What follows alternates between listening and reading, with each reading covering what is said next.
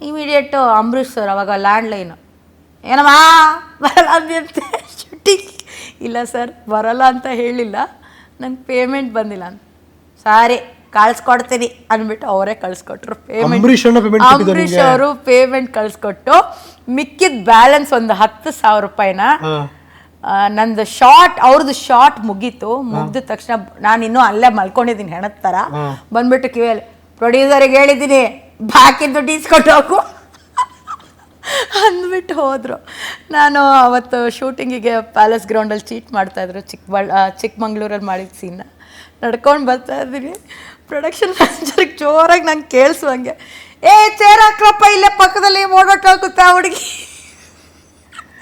ಅಂದ್ಬಿಟ್ಟು ಪಕ್ಕದಲ್ಲೇ ಕೂಡಿಸ್ಕೊಂಡು ನನಗೆ ಹೇಳಬೇಕು ತಾನೇ ಈ ಥರ ಎಲ್ಲ ಆಗಿದೆ ಅಂತ. ಇಲ್ಲ ಸರ್ ಆ ಥರ ಏನಿಲ್ಲ, ಹೇಳಬೇಕು ಅಂತ ಏನಿಲ್ಲ, ಬಟ್ ಈ ಥರ ಆಯಿತು, ತುಂಬ ಬೇಜಾರಾಯಿತು ಅಂತ ಅಂದೆ. ಆಮೇಲೆ ಹೇಳ್ಬೇಕು ತಾನೆ ನಾನು ಅವತ್ತೇ ಸಾಲ್ವ್ ಮಾಡ್ತಾ ಇದ್ನಲ್ಲ ಅಂತ. ಆ ಥರ ಅಂಥ ಒಳ್ಳೆ ವ್ಯಕ್ತಿ.